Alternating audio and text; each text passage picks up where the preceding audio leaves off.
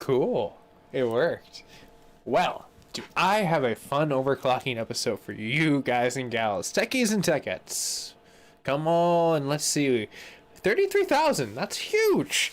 For most people that have actually stayed with the channel, 24K is usually what I get with my 3790X. Yeah, most people are just like, well, you can get a better physics score. And in fact, I have. My 2950X is pretty much slotted that with a 2800, and if you tight tune the RAM, you can get about almost like a 30,000 like on there, which is pretty damn good for like, I mean, like Theadripper, you shouldn't even be getting that. But point being is today we're going to be looking at overclocking some stuff, and then I'm going to be jumping into my BIOS and showing, well, how to get that 33K and beyond. I have one extra trip up my sleeve, so let's go ahead and jump over to our format. We're going to go ahead and open up. We're going to do some overclocking stuff. I know it took me a second to get to this, but I had a lot of cool stuff that I was doing throughout the day. So right now, let's see, at the point in time, I'm going to go ahead and turn off my VPN. We don't need that. That's just extra added bloatware. And for testing, we want clean. All right. So one of the cool things that I had was last time we had a community member suggest an amazing fine tune, which I think works really great. I suggest it. Usually 18K is like your nice format for like your overclock for the most part, 1880, right around that round.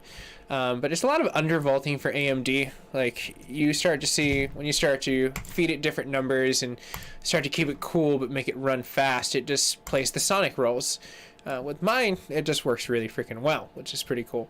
So super excited to see what ends up happening when we divvy it up to make it run just perfect. So right now we're just going to be measuring natural overclocking against the trick I'm going to show, which isn't really that trick. It's something that was like sold with it, but no one really talks about it.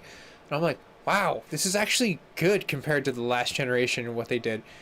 So let us go ahead and jump off. Like we're gonna go ahead and open up our benchmark and run off some Time Spy and a nice Fire Strike. But there's a lot of cool stuff that's coming out to the market. I feel like a lot of people should be really excited for as far as what's going down. Oh. All right, well, while I click over here, we can go over to the analytical point. My little nice, like, Facebook little arena right here. For most people that don't know, I am on Facebook too. So you can always like, share, and subscribe for all that fun stuff. Oh, wrong keyboard. I have two different keyboards. Always juggling technology. But let me go ahead and get this all completely like tuned out. We're gonna go ahead and jump over here. Actually, this is probably a lot easier, so I can kind of talk to everyone. Hopefully the new Adrenalin software is working really well. I really look forward to hearing a lot of people for as far as what they are enjoying in this situation. Like I feel like it's going to be something really cool to kind of see what ends up happening for as far as the future of where the Adrenalin software. Now, it's not the best in the world, but I feel like it is really dialed in for the 20.4.2 versus what they have now. At least they're continuously trying. They're going to continuously try, especially with the 6000 series now introduction. I'm really excited for that, honestly. 6900 seems really cool. 6800 seems to be the flagship. There's just a lot of cool stuff that's coming down to technology in today's gaming market. And you can kind of see right now, mine runs pretty smooth already. This is tight tuned. It has like an amazing standpoint of already having what I want. 3800. It's got 15C. I had 14C tiled into it, but I was running into too many errors on the current format of Windows. On my old format of Windows, it was running really good. But go figure. Windows, right? It's always the joy of it, right? But with getting a little bit farther into like the episode of what I'm trying to craft here is the excitement of how you can actually really focus on physics in general to like make it as the combination of it running with like a GPU as well as your CPU, because that's your combo test. And with that, if you have 8 cores, you know, you're going to run really well. And a lot of the tricks that we're going to like run into that I have found for my processor, so people that actually do have a 3970X, you'll be insanely well impressed. And before, where I feel like the 2950X had this opportunity and you had to put it in a legacy mode, you never really had the foundation of the really stability that you get from this, because we're going to be going into an overclocking setting inside of the actual BIOS in order to perform this, which is really cool. And right now we're actually making some pretty decent points. I mean, like above 60 right around here, not too shabby. Honestly, for Time Spy, your DirectX 12, it's a heavy hitter in nowadays market. That is the only con to this though, with utilizing like what I'm going to like show in the BIOS is it favors physics on the DirectX 11 side. Now, for as far as DirectX 12, the testing that I have shown on Zen 1 and Plus, it does not work well. Zen 2, however, it works really damn well. And like honestly, it's not the precision boost. Precision boost I feel like causes more issues than most people want to deal with, because you'll have it running and then it'll just want to say just out of nowhere, just like, hey, yeah, I want to give you a shock of lightning over there. I'm like, thanks, appreciate that, Storm. Just completely just wrecked my freaking Windows because it just told me it ran into an unexpected error. Blue screen of death. That's what I was aiming for. No, not at all. Oh, I guess I can go over here. This looks a little bit cooler for most people joining inside of there. It's not my total like Facebooky looking like layout for most people that want to have that, because this is what I utilize to stream in 1080p a little bit quicker. But I am super excited. The FPS on the games that I was able to get were insane, and that is why I wanted to showcase this episode and just like really run out 2 overclocks, go 2 head-to-heads and knock it out. Now, RDNA 2 is going to be something that I'm personally myself more excited about, and I'm a little disappointed that AMD didn't roll out with I guess 21.10.1 or just 21.1.1. I feel like that is what the software I'm looking forward to, because I feel like the minute that they introduce that, so many fixes are going to come with it, because the maturing point of the Zen architecture is the overlapping of always leapfrog. They're 3 generations ahead, filtering generations back and telling them, hey, this is what's going on and these are the bugs and whistles we have over here and this is how we fixed it. So, you know, that's why AMD is referred as the fine wine of the industry. And yeah, Nvidia is pretty decent. Like, don't get me wrong, I own both of them. And like, there's a lot of new heavy hitters that are coming out of nowhere that we're starting to see a little bit more for the formation of where we can kind of like, I don't know, kind of see new GPUs and CPUs. Like, Nvidia is going to be very interesting when they finally give us an actual freaking CPU. That is the company, honestly, that I think is going to kill it.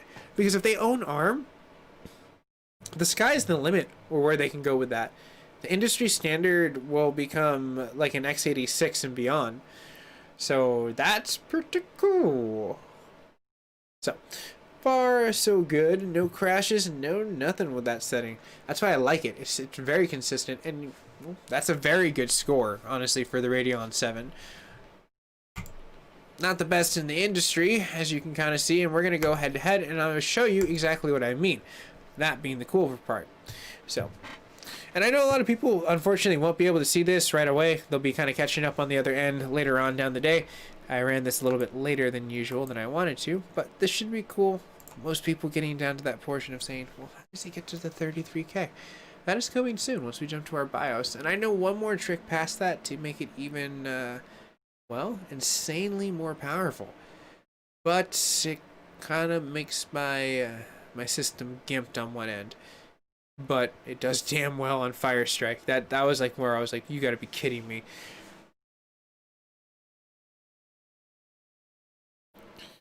Now my question is, now that AMD is producing the PlayStation 5s and the Xbox Series, when is it going to come down that AMD's going to start offering their own system? We have Atari coming out of the gate, and we have Sega in the wind if Microsoft makes a deal with them to actually hold on to that portion of the console.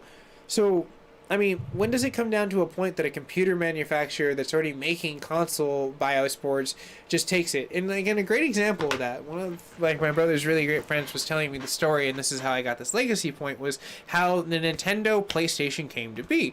And the whole point was PlayStation was just testing out the point of like where cartridge or if CD was good, and CD format was taking off, but Nintendo was a partnered company that they were in the hush-hush about, and they produced it. So the original Nintendo PlayStation, which has the Nintendo remote, and it has the PlayStation disc, as you can slot in the actual cartridge in the top, was the original benefactor of it. But because PlayStation said, no, you know what, we just want to go with an actual disc format, took the technology and jumped ship, Nintendo was just like, well, we already made a console halfway, we might as well make it the all and everything. So Nintendo got in the game for basically the competition of what Sony became.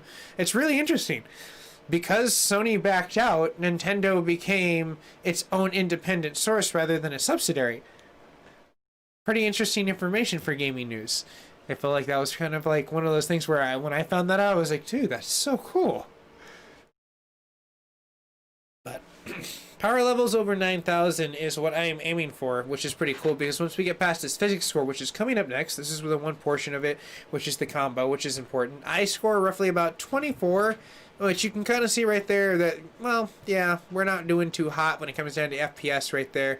But this computer wasn't really generating a lot of that. It's more of a workhorse, more for like, you know, creation station. So that's what I got this for. Now, I'm pretty sure the next line of Theadripper, though, oh my goodness, is going to be insane. If they can even hit close to a 5 gigahertz on that freaking little processor. But I don't even want to know how much power that's going to take. It's like, I feel like it's going to have its own nuclear power plant with the ghost of Tesla just saying, "What are you doing, man? I'm giving her all she's got." With, you know, like, you know, that whole Star Trek voice. It's like Scotty. But he's Tesla. And he's yelling at you from the grave. With, like, lightning. I can only imagine he wouldn't have like, you know, like that whole like ghosty looking like fog. It would just be lightning, lots and lots of lightning, and thunder occasionally, the roar of it. All right, cool. So we've gotten down to our major portions. We've signed into all of our stuff, and now it's time to freaking kick it up a notch. Because you know what? That wasn't good enough. Look at that. 2444. That's a damn good test because it's really cold where I'm at. My processor's just like, you know what? You're doing a damn good job, buddy. You tuned me and you're giving me proper energy and you're hosting live streams. This is what I want to see. But my computer has a personality of its own. If you crash that little bugger, that thing will freaking, well, it just destroys itself. Now, I'm really curious if Elgato is going to be the lame one because I do have my freaking Avira, and that is going to be the interesting point. What happens here? Come on, little buddy. There we go. All right, we got signal back. There we go. Gaming Republic. That's what I want to see. It's my peeps. All right, cool. Welcome to my BIOS. Mi casa es su casa, technology fans. So, we're going to be going over here. You can kind of see that I have a few different things laid into it. I have my flux frequencies over here. That's pretty cool. We're not going to be messing with that. Where we're going to go over here is advanced. Going all the way down to overclocking. Yes, I accept that I might do something crazy enough to destroy my computer because it's called gaming mode. No, you're not going to get hurt because of that. Alright, that's it. That's all we had to do. I am dead serious. That is literally all we had to do. Freaking amazing. And we're going to go up by like 10,000 points. I know one more trick past that, which I'm trying to attempt to get 35. I'm trying to get that at the tail end of the episode for Firestrike. So like we're going to be lining up too. I want to show DirectX 12 and DirectX 11 just to get the contrast of what ends up happening in these situations. Like quite frankly, I feel like if AMD did kind of do their part to like show people like, hey, this is what you need to kind of do in order to make your system kind of like run a little bit faster and stuff like that. But I feel like no real creators are just like really enthused by it, but I feel like it has its own community for the people. They just needed to make it a lot better for toggling. I feel like if there was just an instant toggle in Windows, like a hardware accelerator where you didn't have to actually reset it, you would actually feel a little bit more comfortable with that. So we're going to start off with physics just because I feel like that is the lure over here. 33K, that's pretty cool. I don't need you right now, VPN. I mean, I need you, but I don't need you right now. You're just being that, like, annoying little dude. Alright. 3D Mark. How much I love thee. Now, the only other trick that I know past that is when you go into the memory interlacing, and once you interlay that. Now, the only bad part about that is I've only found one part of it in my BIOS board, and I don't think it has another situation where it goes. And by the way, what I basically did is took my 32 core, chopped it in half, and it's a 16 core, so it's a 2950X with a crap load of cache. That is basically what AMD has coined as their gaming cache for Zen 3. They basically just did the Theadripper trick. They're just like, holy crap, This works so much good when we just have a level 3 cache that we just call gaming cache, and it's a unified, and it's a lot of it, and it just works really well when the PC actually has RAM on its own point to pull from. So, pretty neat. This is where it starts getting a little crazy. The FPS is going to go past 88 miles an hour. We're about to see some serious shit. That is what I like about this. Like, seriously, when we're looking at like 110 and all this other stuff, I mean, it literally leaps. Becomes a creation station to a really competitive gaming console, which makes me wonder now that we have our 5950, that, I mean, I really almost want to buy one. That or the 5900. But I feel like the 5900 is future-proof, and 12 core seems so good. It seems like the next standard. But look at that. We're already at the gate, 130, not even dancing in the 110 at all. Almost going up, look at that. Almost 160, almost 170. We will exit almost right around the 170 mark, which is really cool.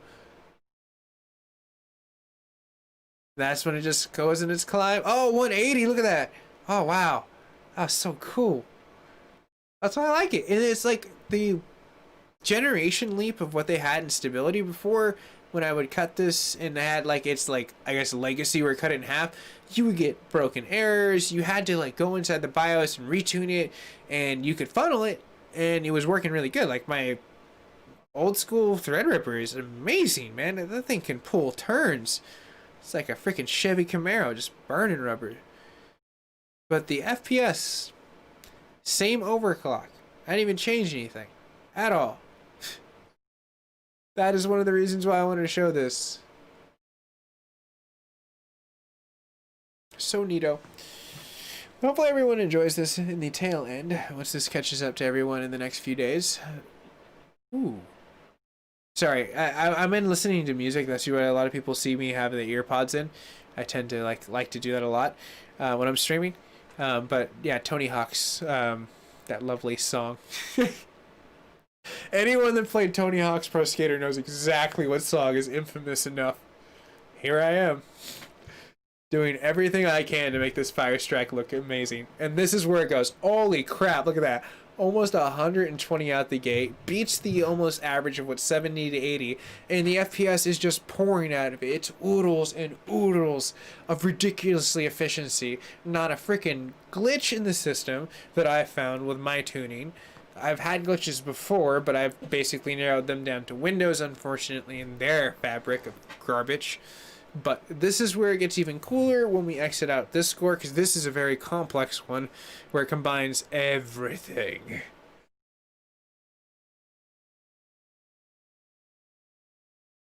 Also, for most people that are really excited about the Red Dead episodes of Undead Nightmare, I do have another episode planned for that. I just wanted to beat Sniper Elite. It was really ridiculous. I mean, the FPS just fights like a Superman. Look at it. Or Supergirl. Whatever. You can be whatever. Super person. Yeah. 60 FPS. Amazing.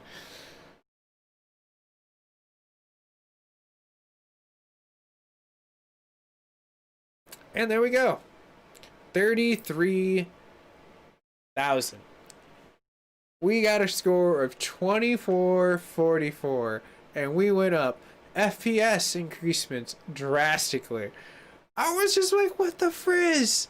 Now, if I wanted to run anything with my computer for as far as like my actual point of doing something, it does limit it, but it does work really well. I thought it was really cool. Look at that FPS rate. Now, one of the other things that I like to show is comparing the scores of this before we end up going into our time spy. But check this out. Right? Look at that. 98%. This is over the highest portion of what standard is PC gaming, laptop, premium PC. Obviously, there's 3090s and all this other stuff. And like, bam, I am just like hitting the coattails of that with my Radeon 7, some, Vega 2nd gen stuff. Ain't that big deal. Ain't nothing. It's that fine wine. But check this out. Look how low we rank. Like, bam. You're just a regular PC. You're not high-end. Bad. Bad you. It's ridiculous. Absolutely ridiculous. Well, let's go ahead and do some time spy. And then I'm going to try one last thing before we get out of this and see if it works. And what my theory is when you basically, in the last generation of Theadripper, when you utilize the memory interlacing and you basically tell it to go by channel rather than the auto or die, you're going to basically funnel the cache at its maximum, and it just goes down and funnels just and it's not anything major. It's like maybe 500 points. Maybe I might be mistaken when we test this, but it definitely does come in some handy. But I've noticed its instability, unfortunately. It just tends to want to collapse a lot. Can't have that. And this reminds me of like the old school patch notes when I'd be like talking about like how, you know, like AMD's doing this and stuff and then doing testing in the background. It was really cool. That was yesterday's patch. Today's is way different. That's why I just like hosting the overclocking episodes. So much easier. Though I should have probably did this roughly about, I want to say 7 hours, the prime time for like my tech community.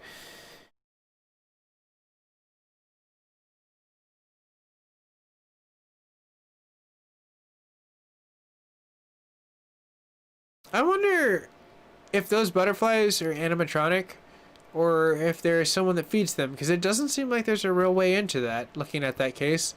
And I've stared at it quite some times, except for that light that happens to be on top of it that somehow is solar, even though there's not solar in there. But I guess they could be feeding a bar through that over there, but I don't know. Questions. What we should all ask in the Time Spy realm. Yeah, so unfortunately this is where Time Spy does do decent, but dear gosh, their CPU score is like bleh. It just like takes, you're just like, oh okay, yeah, that's what 16 cores looks like on a 32 core. It's not good. It's horrible. But the FPS is damn enticing.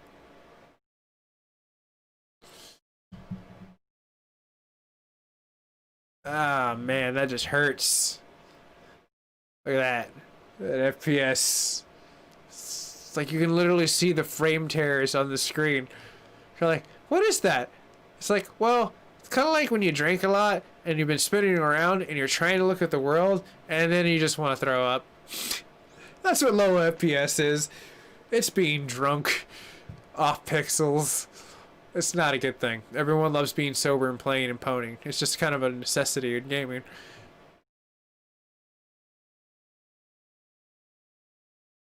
A good pixel is the sober pixel. Or a sober-esque. Like a James Bond pixel is exclusive. There can be James Bond pixels. By the way, a fun fact. I don't know about a lot of, I guess, many people that were actually into the series, but if you were a series of the James Bond, well, one of the fun things was someone decided to go through the books and look through the lore of how many drinks he actually had. And upon doing so, they basically said that the man would have drank himself to death by the sheer amount of alcohol in like just the first one, let alone the few that followed. That martini is a killer, that Fesfa. They're delicious, by the way. Or Fesfer. It's a very delicious, refined drink. Hard to find though. Like, when you ask for someone, they're just like, "Wait, what?" I'm like, "It's vodka, shaken, not stirred. A little bit of citrus lime, olive.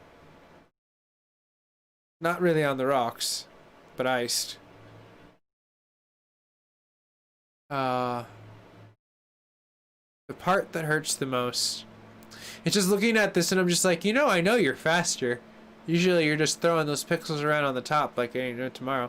One of the cool things though, that I literally mentioned cool in the title, is that it will actually help the performance of thermals. That is one of the cooler things, because you are shutting off two of the cells. So like numerically speaking, we're looking at a point of just, I run 1 and 3 because they're just similar, and that's what it naturally wanted to do too, because those are the strongest in the die sets, so it worked out really well. And this is where we're going to take a look at how crappy this can be. Oh, look! It's like not even giving me a score. That's how bad it was. Hey! I know you finished, you punk. But anyways, you can see that the comparison, even though it's telling us we didn't really rank.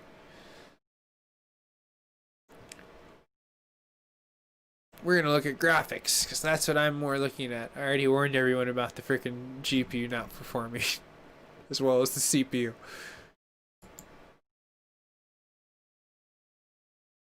Yes, so, across the board, not a good portion. With even going into extreme, and I did the most extreme test, you can see that going into a regular one, which I can pull up. Where is my time spy? Let's go ahead and gridlock this.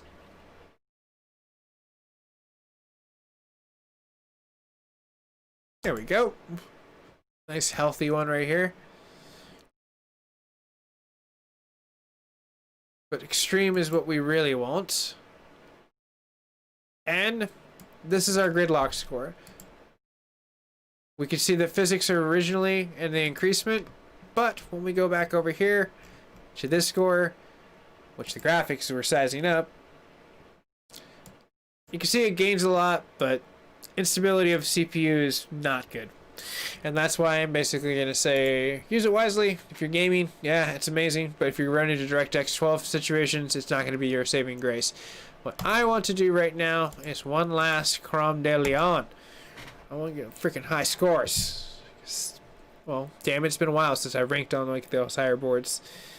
I didn't get my 3090, but I'm darn well going to be looking at my freaking 6000 series, because AMD's about to like release some stuff. I think it's on the they want everyone to join with them on the 20th of something. I don't know, coming up pretty sweet and soon. Oh yeah, I'm super stoked for that. Alright, back to my Gaming Republic point of BIOS. Hello. Alright, so where I am going, again, is going to be a little bit more in the advanced. Should be under here and under here. Memory addressing. And size. We're going to boost that up. That's the unfortunate thing, is the other Zen board, and it's like a cheap-ass board, too. My $399 Prime. It has different options, where I'm just like, you gotta be kidding me. You literally perform a little bit better than my other one, but I don't know, weirder stuff's happened, right?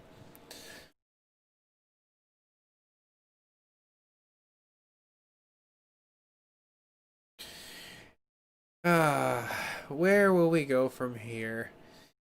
I'm wondering, I don't think a 64 core really is, for me, the most desirable. I feel like if they get 32 cores tuned to run more optimal, that's going to be my sweet spot. And I feel like AMD, if they can get higher RAM, because they're talking about the next generation of RAM hitting up in the 5000 series and being chill.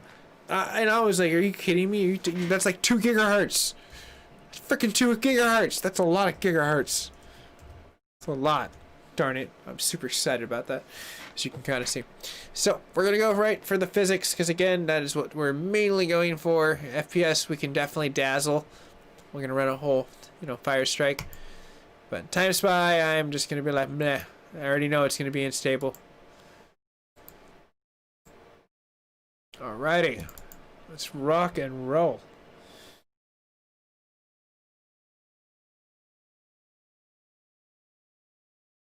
I'll match it. That way, see if it syncs. It's a little off, but it looks kind of cool. I'm going to have a lot of excitement too if all of the portion of what they're talking about with just the regular GPUs of them running, because I feel like they're talking about 2.5, and that's insane for a freaking GPU to go that high. So, there's just a lot of fast clocking. I feel like AMD's definitely going to be a fast workhorse in the next few decades. Alright, let's rock this FPS. Oh, neat. Just neat. But after this, I'll probably be ending the episode. I know a lot of people that probably joined in. I do have an overclock that I feel like works better for me, but that's just for my climate. But the one I have is very safe and stable that I put in, where it's the 1912 and the 10. Yeah, sometimes I'll go 63, but 59. It just depends if it's a really cold day. You're just feeding it a little bit more electric.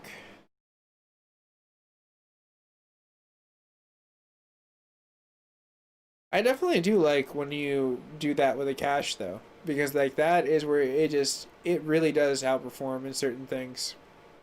And you can already see it's definitely helping a little bit. Not a horrible lot, but I can tell it's going to be like fighting towards that 60 to 70 mark easily. It already popped in there once, but it's already kind of seen that before. You'll see it as he comes up around here because it'll start to increase going up to about 80.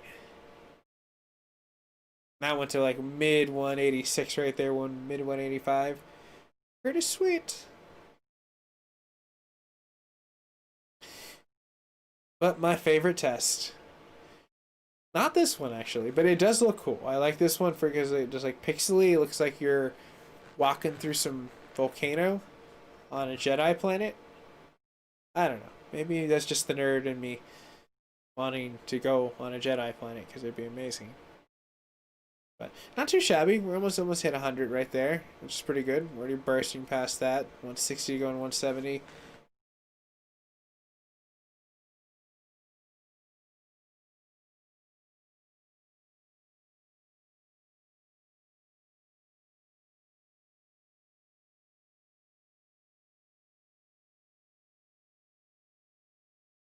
Now I can notice a lot of the frame tears personally myself.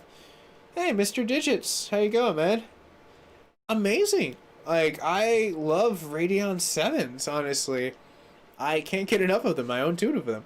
One that I have is my Founders Edition, and it works just damn well. And then I got another one, like literally for just like a creation, like because they just handle so much bandwidth. That amount of gigabytes in a freaking card, I feel like was needed. Like, cause like 2080 Ti's are great, but it only had 11 gigs, and I feel like that if they ever made a refresh of the 2080 with like 24 gigs, we would just be like, you gotta be shitting me, this thing could do this.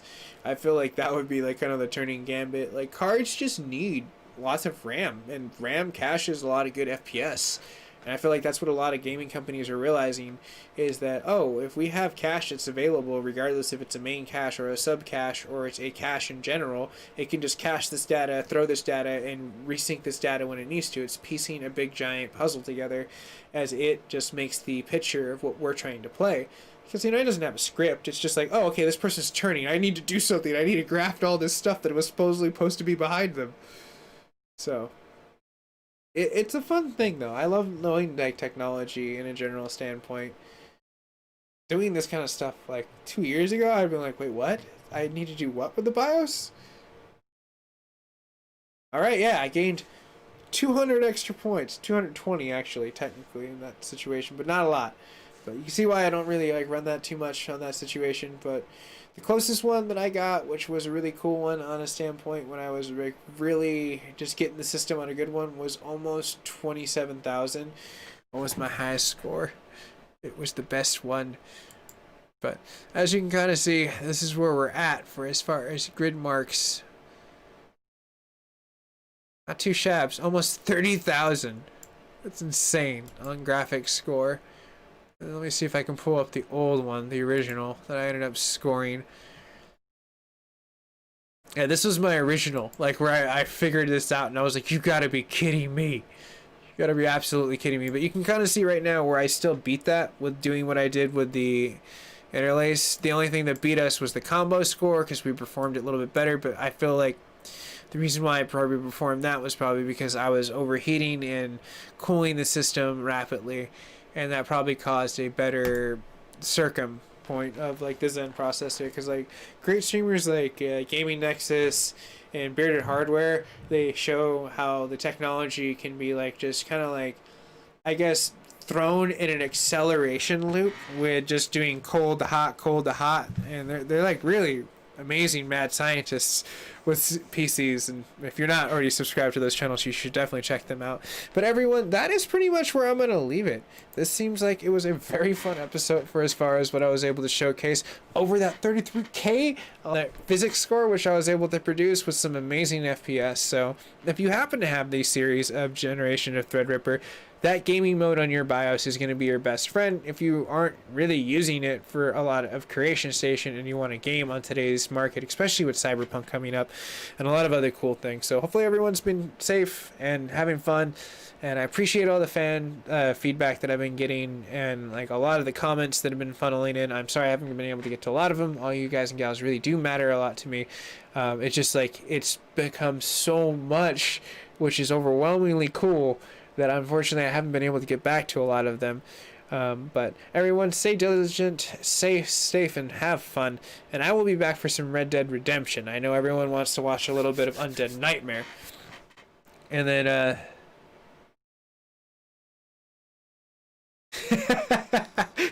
Hunter and Gatherer came in. Yeah, I guess you could basically kind of sum them up. They have a very comical like vibe to it. But Mr. 7 Digit, you have a very nice day, man. It was nice popping in and talking to you guys and gals on that chat board. So, have a nice one, man. And I'll see you guys and gals in the near future.